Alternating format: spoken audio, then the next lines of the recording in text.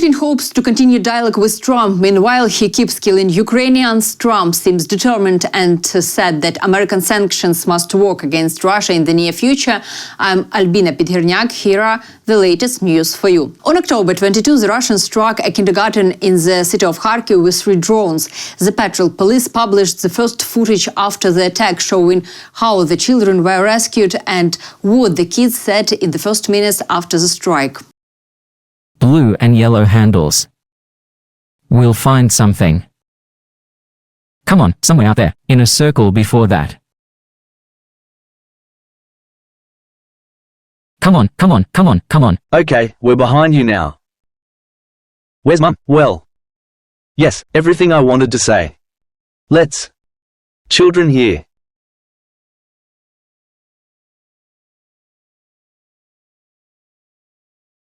Everything is fine. Total. Well, and now already. Where is the wrong one? Hurry up, please. I didn't hold on and I didn't. Good. The bomb shelter here was very good. Thanks. You will be safe. Thanks. Yesterday, the Russians dropped guided aerial bombs on the city of Kherson. As a result, 3 people were killed and 14 were injured, including 1 child.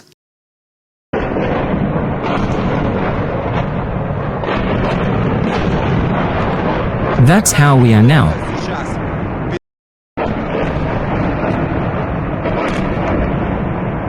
They in a terrible way. That's the morning we have.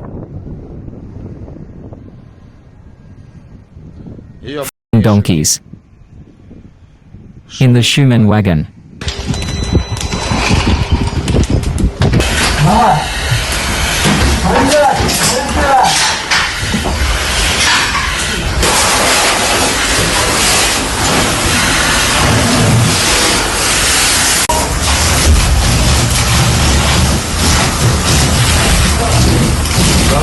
Putin commented on the planned meeting with Trump in Hungary.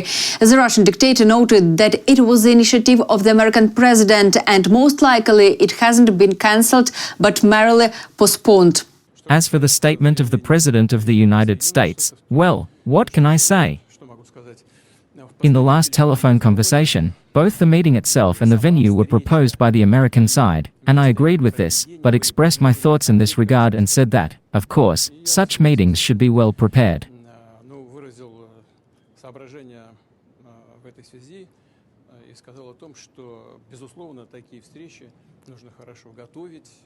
It would be a mistake for me and for the American president to approach this easily and leave this meeting without the expected result.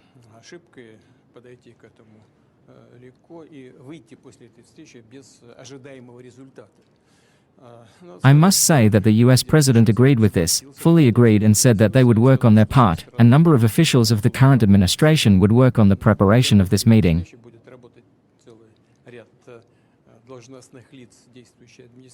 He named some of them, and I said that after our American colleague decides on the final list of those who will work on the preparation of our meeting, we will also announce who will work from our country, from Russia.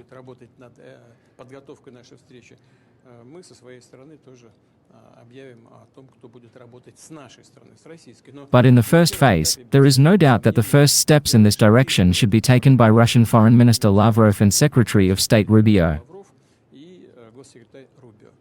Well, that's what we decided. Now I see and am familiar with this statement. The President of the United States has decided to cancel or postpone this meeting. Rather, he is talking about postponing this meeting too. What can you always say? Dialogue is always better than some kind of confrontation, than some disputes, or even more so a war.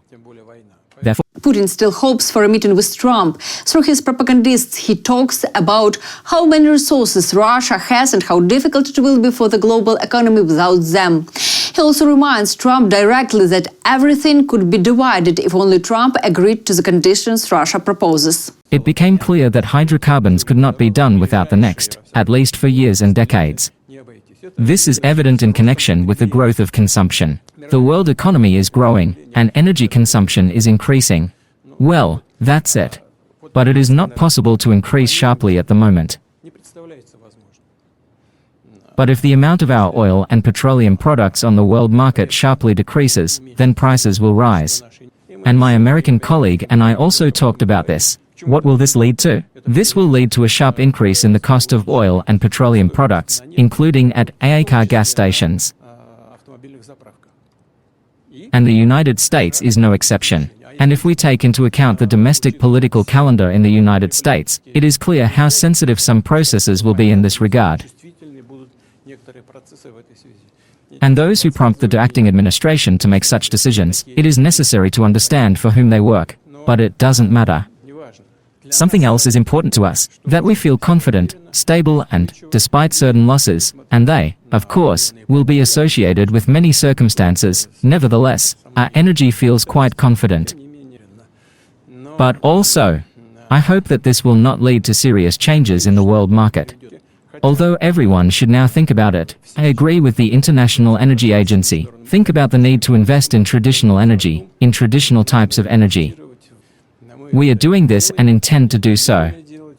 If, in the end, we do not move on to any pressure, but move on to a serious conversation for the future, including in the economic sphere, then we have many areas for joint work. On the whole, we are ready for this, but, as we can see, this depends not only on the Russian Federation, but also on our partners, in this case, the Americans. At the same press conference, Putin claimed that his economy shows no symptoms of reacting to Western sanctions. But the question is, what symptoms can a dead economy have? Trump, however, responded to Putin's words about not fearing sanctions pressure. Let's listen to what the American leader said. President Putin basically said today that Russia is immune from U.S. sanctions. He said that it would not impact the Russian economy in any serious way. Is he wrong? I'm glad he feels that way. That's good. I'll let you know about it in 6 months from now. Okay, let's see how it all works out. Dear viewers, I'm grateful for your activity and support of Ukraine. Take care. See you soon.